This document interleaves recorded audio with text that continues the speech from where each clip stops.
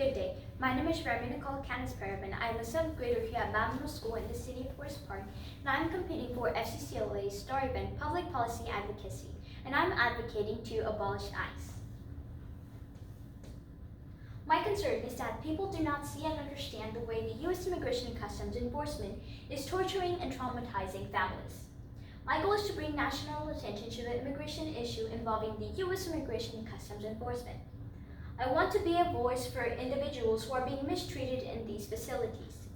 Part of my goal is to inform state legislators by the end of January 2021 to raise awareness of the inhumane treatment that immigrants are going through. In order to do this, I will have to use my FCCLA Public Policy Advocacy portfolio, Abolish ICE. I started by creating a Google Slide presentation, read through my sources, met with teachers and state legislators, as well as prepare visuals for my slides. As a follow-up, I am very passionate about being an advocate for immigrants who are being mistreated in these ICE detention centers. I will continue to meet with state legislators in order to propose legislation to reform immigration laws and to reform ICE detention centers. Well, what is ICE? ICE stands for U.S. Immigration and Customs Enforcement. It was created in March 1st, 2001 by former President George W. Bush. It works to protect the United States from cross-border crimes and illegal immigration that threatens national security. It is also a law enforcement. The mission of ICE. The mission of ICE is to protect Americans from cross-border crimes as well as illegal immigration that threatens national security and public safety. The following chart shows on an average day the activities that ICE does to keep Americans safe. Now, proponents of ICE. The other part of society believes that ICE is an enforcement that is only doing its job, protecting the United States and Americans. However, the opposing views believe that ICE is torturing children and adults, separating families, not treating immigrants fairly, traumatizing immigrants, overreaching its boundaries, and misuse of its original purpose. As a family and consumer science student, it is unacceptable of how ICE is treating these immigrants. We put children first, and separating these children from their parents is not the correct way to deal with these immigration problems. This is why I'm advocating to abolish ICE. Georgia state issue. ICE is a Georgia state issue. In fact, Georgia came up with its own mission, punishing cities that aren't cracking down on enough illegal immigration. Georgia cities must reduce illegal immigration, and those who don't will be penalized. Issue research. These are 10 laws that ICE enforces that help protect the United States. Child exploitation, human trafficking, and the importation of aliens for an immoral purpose, money laundering, counterproliferation investigations, extrajudicial killings and torture, genocide, anti-dumping laws, use and recruitment of child soldiers, and war crimes, as well as the Lacey Act. Now, why do immigrants leave their homeland in the first place? Immigrants leave their homeland for many reasons. Some of these include violence, war, hunger, extreme poverty, sexual or gender orientation, or consequences of climate change, as well as natural disasters. However, some don't always leave for danger. They leave for a better education, to become successful in the United States. The stakeholders' position. According to Georgia Senator Jon Ossoff, our country, like any country, must know and control who crosses our borders, and a strong border security does not require us to sacrifice our moral principles, our commitment to human rights, or our American identity as a haven for people. Fleeing persecution and striving for opportunity, ripping children from their parents and disappearing them into federal custody is an atrocity. He goes on to say, I'll support an immigration policy that strengthens our borders, puts Americans' workers first, respects human rights, and creates a path to legal status for undocumented immigrants who are already here and otherwise follow the law, especially those brought here as children.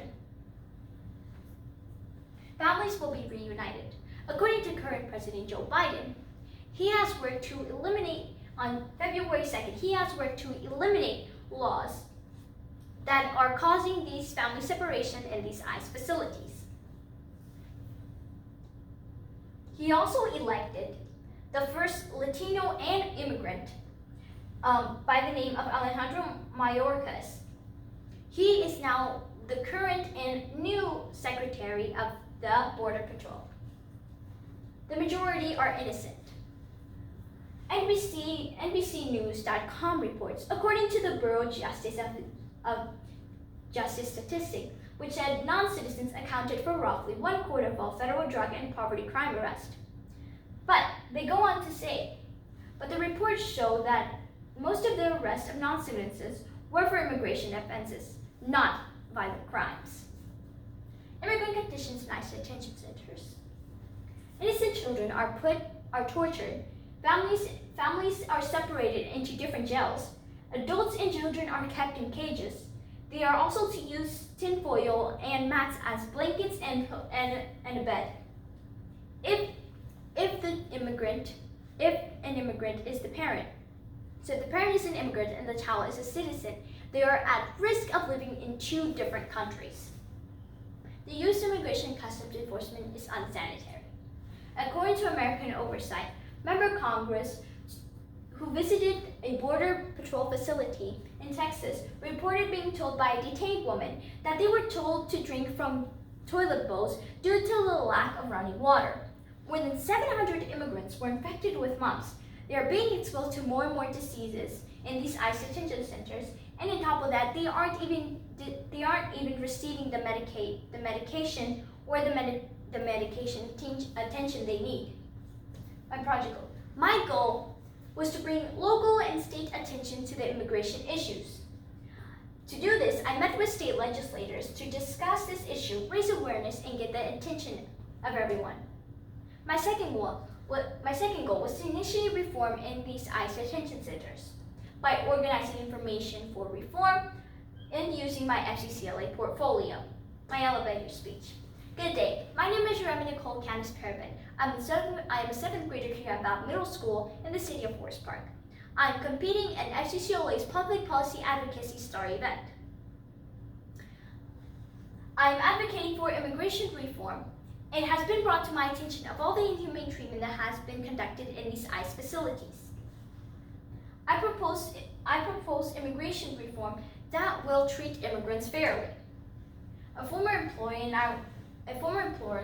employee at an Iowa County detention center here in Georgia reported doctors perform mass hysterectomy procedures in U.S. Immigration Customs Enforcement here in Georgia.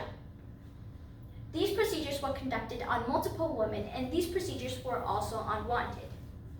This is why, if you could, please allow me at your earliest convenience to share with you my research on the urgent need for immigration reform. My Leave Behind. For my Leave Behind, I created a brochure that summarizes all my portfolio, including more information on the hysterectomy procedures, child and family separations, my goals, and information on ICE, as well as the pros and cons on ICE. For my target audience were voters, state representatives, as well as stakeholders. These include parents, teachers, and community members. These individuals were chosen as the target audience because they rule and make up our country and nation and make it a better place. The state legislators help with lawmaking and can help reform immigration laws. State representatives introduce and vote on bills that could help immigrants and immigration in the future. Partnership. For my partnership, I tried to come in contact with Project South, but unfortunately they did not respond back. But Project South is an organization here in southern United States that works to advocate and get the word out for many immigration problems as well as racial and other problems. I also came into contact with Honor Valencia Stovall. I asked her the following questions on her perspective on immigration. Methods of action. For my methods of action, I came into multiple Zoom meetings with my teachers, state legislators, as well as state representatives. I also created an Instagram poll to get public attention and to ask the public what they think on this immigration issue. Media involvement. As I stated, for my media involvement, I created an Instagram poll and a total of 12 people voted, In this Instagram poll, I asked the public, do you think ICE detention centers are treating immigrants fairly? 8% voted yes and 92% voted no. Results of advocacy. The results. Before I gathered the information, I saw the U.S. Immigration and Customs Enforcement as if it only did bad. However, as I furthered on my research, I saw that it also had some laws and what did protect the United States. But it's still not okay the way that they are treating these immigrants inhumanely and unfairly.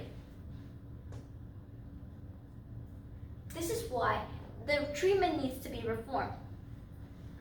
If I could make this advocacy better, I would definitely add more information. Another conflict that grabbed my attention was the unwanted hysterectomy procedures that were conducted in a facility here in Georgia. Thank you, and now here are my evaluators' questions. What is one skill that you learned or improved on upon your project that you will use in your school next year or in your future career? One skill that I learned was researching. Before, I didn't know nothing about researching, but this advocacy project helped me improve on my researching. I was able to find the answers I needed and the information I was looking for. What obstacles causes challenges in your work and how did you address them? Again, as I stated, one thing that I improved on was researching, but it was also the thing that caused me the most obstacles, usually in the beginning of it since I had no experience with it. By researching, I was able to find the answers I needed, or at least the correct answers I was looking for. This is why this skill helped me over time and will help me in my future career. Thank you for listening to my presentation.